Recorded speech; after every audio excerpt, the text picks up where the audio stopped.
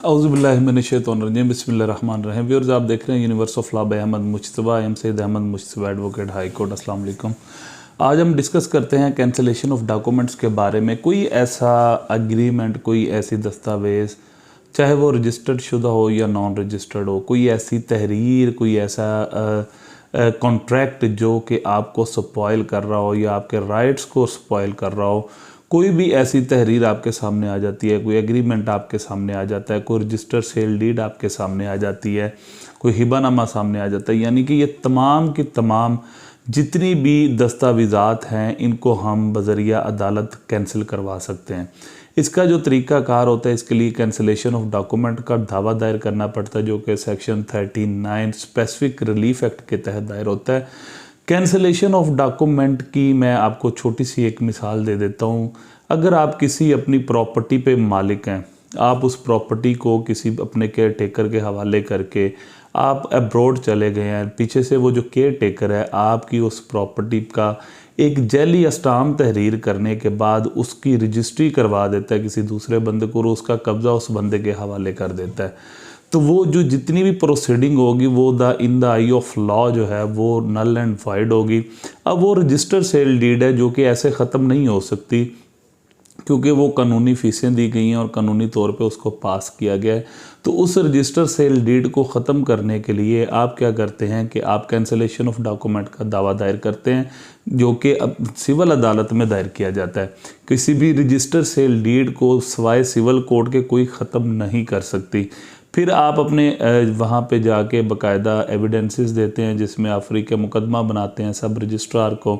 और दूसरे सब तमाम लोगों को फ़रीक़ मुकदमा बनाने के बाद जब आपका दावा कोर्ट कंसिडर कर लेती है कि वाकई आपके साथ फ्रॉड कमिट हो गया है और प्रॉपर्टी के आप असल मालिक हैं, आपकी जगह पे कोई दूसरा बंदा जो है वो रजिस्ट्री करवा के कोई जैली डॉक्यूमेंट बना के आपकी जगह को सेल कर गया है, तो उस रजिस्ट्री को ख़त्म करवाने के लिए आपके पास जो रेमेडी थी वो कोर्ट कंसिडर करेगी और उसे कंसिडर करने के बाद जो आपकी वो रजिस्टर सेल डीड है इसको बाकायदा तौर पे कल अदम करार दिया जाएगा।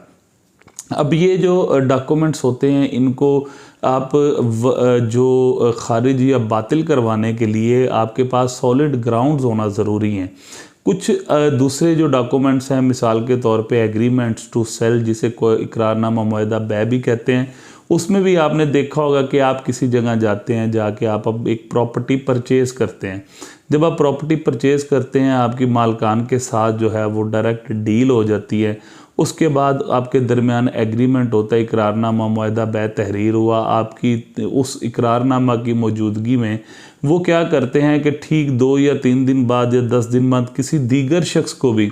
वो एग्रीमेंट की बेस पे जो है वो प्रॉपर्टी सेल कर देते हैं। इस तरह एक डिस्प्यूट क्रिएट हो जाता है। इस डिस्प्यूट को क्लियर करने के लिए फिर आपके पास ये रेमेडी होती है कि जब आपको दूसरे एग्रीमेंट का पता चलता है कि ये एग्रीमेंट तो हमारी एग्रीमेंट के बाद किया गया है, तो जो फर्स्ट एग्रीमेंट होगा, जो सीनियर एग्रीमेंट होगा, वो आपका एग्रीमेंट होगा, फिर आप दूसरे एग्रीमेंट की कैंसिलेशन को मूव कर सकते हैं। अब जो सेक्शन 39 है उसकी जो लैंग्वेज है उसमें एनी पर्सन का वर्ड इस्तेमाल हुआ है। इसमें ज़रूरी नहीं है कि एग्रीमेंट को ख़त्म करवाने के लिए या किसी रजिस्टर सेल डीड को ख़त्म करवाने के लिए आपको बाकायदा उसमें उस सेल डीड पे आपके सिग्नेचर होने ज़रूरी हैं या आप फ़रीक़ैन में से कोई हैं, ये ज़रूरी कतअन नहीं है। अगर कोई रजिस्ट्री या रजिस्टर सेल डीड, अगर कोई ऐसा डॉक्यूमेंट, कोई एग्रीमेंट, कोई कॉन्ट्रैक्ट, कोई आर्बिट्रेटर का फ़ैसला जो कि आपको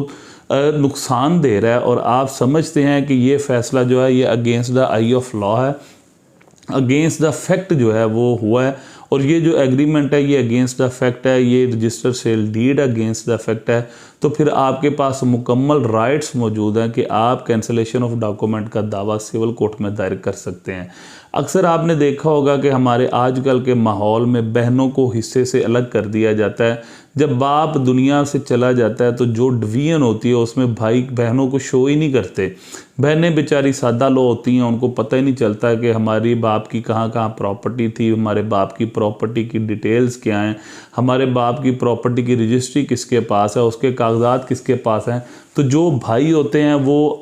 विद मेलाफाइड इंटेंशन अब जब भी वो प्रॉपर्टी अपने नाम पे विरासत करवाते हैं तो वो बाज़ जगहों पे अपनी बहनों को शो नहीं करते, वो कहते हैं कि हमारी कोई बहन नहीं थी। तो भाई सारी की सारी प्रॉपर्टी अपने नाम पे ट्रांसफ़र करवा लेते हो, उसके बाद उस प्रॉपर्टी को सेल कर देते हैं। अब जो उन्होंने प्रोसीजर ये किया, सबसे पहले वो इंतकाल वरासत प्लस वो जो उन्होंने फर्दर सेकेंडरी सेल किया, उस सेल डीड को आप बाकायदा तौर पे अदालत में चैलेंज करते हैं और वो जो सेल डीड है वो आपकी कैंसलेशन ऑफ डॉक्यूमेंट के ज़िम्मे में आएगी। फिर अदालत कंसिडर करती है कि ये रजिस्ट्री है, इस रजिस्ट्री की वजह से या इस म्यूटेशन की वजह से इन अदालत को ये समझ लग जाती है कि इनको बहनों को हिस्से से महरूम रखा गया। लेकिन फिर वही बात, आपकी ग्राउंड्स जितनी स्ट्रॉन्ग होंगी आपको रिलीफ अदालत उतना अच्छा देगी और उस पूरी की पूरी सेल डीड को जो है वो बाकायदा उनकी बहनों के हिस्से तक भी अदालत जो है वो कैंसिल कर सकती है। अदरवाइज़ अदालत पूरी की पूरी सेल डीड को भी कैंसिल कर सकती है। अब एक और वाज़ह चीज़ जहन में रखें, एक डॉक्यूमेंट होता है जो कि फोर्ज्ड डॉक्यूमेंट होता है, जिसको हम जैली दस्तावेज़ कहते हैं। एक डॉक्यूमेंट होती वो दस्तावेज़ ओरिजिनल है, यानी अगर आप कोर्ट में किसी भी जगह जाके आप उसकी नकल अप्लाई करते हैं तो वो रजिस्टर तरीकाकार जैली होता है, लेकिन दस्तावेज़ जो है वो एक्चुअल तरीके से ही जो है वो रजिस्टर्ड करवाई जाती है। तो इन दोनों चीज़ों में बहुत फ़र्क है। जैली दस्तावेज़ से ये मुराद होता है कि दस्तावेज़ आपके सामने आई है जो कि बाकायदा टोटल जैली है, उसके डॉक्यूमेंट का और उसके जो स्टाम्प पेपर हैं उसकी स्टाम्प ड्यूटीज़ जमा नहीं हुई, उसके बाद वो किसी जगह से जारी नहीं हुए स्टाम्प, उसके ऊपर दस्तावेज़ लिखी गई है और जो साइन अंगूठे उसके ऊपर हुए हैं पार्टीज़ के वो भी जैली लगाए गए हैं। इट्स मीन दिस जो डॉक्यूमेंट है is not need to be cancelled. इसको कैंसिल करवाने की आपको कतन ज़रूरत नहीं है, बिकॉज वो एक जैली डॉक्यूमेंट है और जैली डॉक्यूमेंट कभी भी जो हैं वो खारिज नहीं करवाए जाते अदालतों से, ना ही अदालतों से उनकी कैंसलेशन मांगी जाती है। हाँ, अगर कोई दस्तावेज़ ऐसी है जो कि रजिस्टर्ड सेल डीड है जिसमें सारा प्रोसीजर अडॉप्ट किया गया है और बाकायदा उस पर सब रजिस्ट्रार के साइन मौजूद हैं और उसकी अटेस्टेड कॉपी भी निकलती है, तो ऐसे डॉक्यूमेंट को बाकायदा आप बाकायदा तौर पे कैंसिल करवाएंगे। क्यों? क्योंकि वो दस्तावेज़ जैली नहीं होगी लेकिन जैली तरीके से हासिल की होगी। तो ये एक मेजर जो है वो दोनों में डिफरेंस है। इसी तरह जब आप देखते हैं कि आपका एग्रीमेंट टू सेल है, अब एक एग्रीमेंट टू सेल आपके सामने आ गया जो कि टोटल जैली बना हुआ है, आपको पता है कि ना इसके ऊपर साइन आपके हैं, ना अंगूठे आपके हैं, ना ही आपने ज़मीन किसी को सेल की, कुछ शख्स आपके पास आके आपसे डील करके और जैली आपका एग्रीमेंट बना के किसी दूसरे बंदे को उस एग्रीमेंट की बेस पे प्रॉपर्टी सेल कर देता है। तो ये जो एग्रीमेंट है इसको आपको बाकायदा किसी सूरत भी कतअन कैंसिल करवाने की ज़रूरत नहीं होगी। उस पर सिर्फ आप जो है वो डायरेक्ट FIR करवा सकते हैं और FIR में उस बंदे को सज़ा भी होगी क्योंकि ये एक जैली डॉक्यूमेंट है। दूसरी साइड पे अगर कोई शख्स आपसे झूठ में या आपसे फ्रॉड करके आपसे साइन अंगूठे आपके असल ले जाता है और उसकी जितनी भी तहरीर है उस एग्रीमेंट की, उस तहरीर को फॉर्जरी करके जो है वो चेंज करने की कोशिश कर देता है या उसको चेंज कर देता है, या उसमें जो है वो खाली स्टाम्प ले गया था और उसमें उसने तहरीर अपनी मर्ज़ी की भर ली और फिर बाद में उस एग्रीमेंट की वजह से साइन अंगूठे आपके जेन्युइन है लेकिन तहरीर जो है वो दूसरे शख्स ने अपनी मर्ज़ी की लिखी है जो कि आपके ख़िलाफ़ जा रही है, तो आपके पास ये राइट मौजूद है कि आप उसकी कैंसलेशन मूव करें। क्यों? क्योंकि उसके ऊपर आपके साइन अंगूठे बिल्कुल जेन्युइन है। यही सूरत हाल थी एक मेरे केस में, उसमें भी ऐसा ही था कि एक शख्स था, एतमाद के रिश्ते थे वहाँ पे और वो बाकायदा आपस में जो है वो सेल परचेस करते थे प्रॉपर्टीज़ की, तो उसके एग्रीमेंट पड़ा हुआ था, उस एग्रीमेंट पे जो है वो खाली स्टाम्प पे अंगूठे लगे हुए थे, लेकिन वो दूसरे शख्स ने जो उसमें सारी तहरीर लिख दी कि ये मुझे अपनी ज़मीन सेल कर चुका है। लेकिन बाद में जब कोर्ट ऑफ लॉ में गए तो वहाँ पे जब एग्रीमेंट का तो सबूत था कि उसके ऊपर साइन अंगूठे उसके जेन्युइन थे, लेकिन जो उसकी मनी की डिटेल है, जो उसने उसमें अमाउंट दर्ज की थी, उसके बाबत वो कोई सबूत नहीं दे सका और ना ही उन गवाहान को प्रोड्यूस कर सका। इसी तरह मोस्टली आपने देखा होगा कि गांव की या देहाती ख़वातीन जो होती हैं जो कि मामलात को नहीं समझती, ना ही उन्हें पता होता है कि दफ्तर किसे कहते हैं, ना ही उन्हें पता होता है सब रजिस्ट्रार कौन है, पटवारी के पास क्या रिकॉर्ड होता है, तो उनके जो बच्चे होते हैं वो उनको सिर्फ और सिर्फ झूठा झांसा दिलाकर कि हम किसी स्कीम में आपको लेके आए हैं या आपका आईडी कार्ड बनना है या आपके साथ फलां काम होना है, तो ये चीज़ें करके जो है वो अपने सादा अल्फाज में कह सकते हैं कि वो सादा पेपर्स पे उनके साइन अंगूठे करवा लेते हैं और अंगूठे लगवा लेते हैं देहाती ख़वातीन से। उनको पता ही नहीं होता कि वो अपनी प्रॉपर्टी जो है वो बाकायदा उसमें टोटल तहरीर करके जो है वो एग्रीमेंट तैयार कर लेते हैं और उस एग्रीमेंट की बेस पे दावा दायर करके वो प्रॉपर्टी अपने नाम पे करवा लेते हैं। तो ये जो सारा प्रोसीजर होता है जिस पे आपके साइन अंगूठे ओरिजिनल हो, आपके थंब इम्प्रेशन ओरिजिनल हो, आपने सिग्नेचर ओरिजिनल हो, that's document are need to be cancelled by the court. ये डॉक्यूमेंट अदालती तौर पे कैंसिल करवाए जाएंगे। लेकिन अगर आपके साइन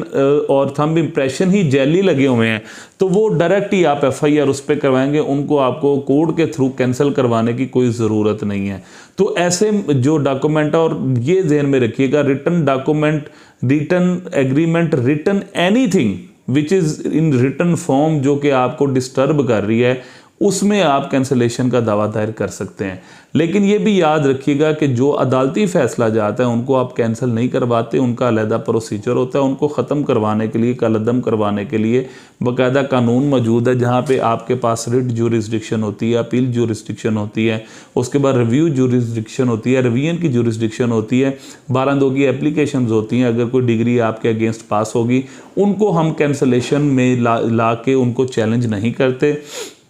लेकिन दीगर जितने भी डॉक्यूमेंट हैं जो कि अदालत समझती है, अदालत कंसिडर करती है after the recording of evidence कि इस डॉक्यूमेंट की वजह से इसका फलां राइट इन्फ्रिंज हुआ, या इस डॉक्यूमेंट की वजह से इसकी प्रॉपर्टी को दूसरे लोग हथिया रहे हैं, या इस डॉक्यूमेंट की वजह से इसको इसके हक से महरूम कर दिया गया है, तो अदालत ऐसे तमाम डॉक्यूमेंट को कलअदम करार दे देती है। फिर उसके बाद ये होता है कि वो आगे एग्जीक्यूशन में आके ये तरीकाकार अपनाया जाता है कि जो रजिस्टर सेल डीड हो, अगर वो कैंसिल की गई है या कोई भी एग्रीमेंट कैंसिल किया गया है, तो वो फैसला जहाज जो है वो आप मुतलका डिपार्टमेंट में जाके जमा करवाते हैं और रजिस्ट्री के ऊपर बाकायदा तौर पे जहाँ से अटेस्टेड कॉपी निकलती है, जो उनके पास दस्तावेज़ात नंबर या जिल्द नंबर लगा होता है, वहाँ पे जाके वो फैसला नथी हो जाता है और उसके बाद उसकी अटेस्टेड कॉपी निकलना बंद हो जाती है, क्योंकि अदालत उसको कैंसिल कर चुकी होती है। तो व्यूअर्स, ये थी आज की हमारी वीडियो। यही तरीकाकार है कैंसिलेशन ऑफ डॉक्यूमेंट का। तो लिहाजा आपके कोई ऐसे एग्रीमेंट्स आपके हाथ से हो गए हैं जो कि नहीं होने चाहिए थे, या उन एग्रीमेंट्स पे गवाह मौजूद नहीं है, या उन एग्रीमेंट्स में कोई आपको लग रहा है कि आपके साथ ज़्यादती हुई है, तो आप जो है वो अदालत के थ्रू एग्रीमेंट्स को कैंसिल करवा सकते हैं। और दूसरी बात एक और जहन में रखिएगा, कुछ प्रपोजिशंस हमारे सामने ऐसी आती हैं कि जब एग्रीमेंट म्यूचुअल कंसेंट से होता है तो दूसरी पार्टी ये कंसिडर करती है कि जी वो तो मेरी तरफ से कैंसिल हो गया। ऐसे कभी भी डॉक्यूमेंट कैंसिल नहीं होता। डॉक्यूमेंट हमेशा कैंसिल होगा, चाहे वो सादा एग्रीमेंट, सादा कॉन्ट्रैक्ट है, वो म्यूचुअल कंसेंट से कैंसिल हो सकता है। अगर एक पार्टी एग्री है और दूसरी पार्टी एग्री नहीं कर रही तो उसको कैंसिल तसव्वुर नहीं किया जाएगा, चाहे आप ज़ुबानी तौर पे भी उसको कैंसिल कहते रहें, वो कैंसिल नहीं होगा जब तक कि आप सिविल कोर्ट से रुजू नहीं करते और डॉक्यूमेंट को प्रॉपर जो है वो फॉर्म में आप उनको कैंसिलेशन के लिए अप्लाई नहीं करते और डॉक्यूमेंट को प्रॉपरली जो है वो अदालत के थ्रू खारिज नहीं करवाते या बातिल नहीं करवाते या कलअदम नहीं करवाते। इस तरीके से कभी भी डॉक्यूमेंट सिंगल पार्ट पे कैंसिल नहीं होता, या म्यूचुअल कंसेंट से खारिज होगा या अदालत उसको खारिज करेगी। तो ये तरीकाकार से इंशाल्लाह अपनी अगली वीडियोस में मज़ीद लॉ को जानने की कोशिश करेंगे। इसी तरह मेरा चैनल देखते रहिएगा। Thank you so much. अल्लाह हाफिज़।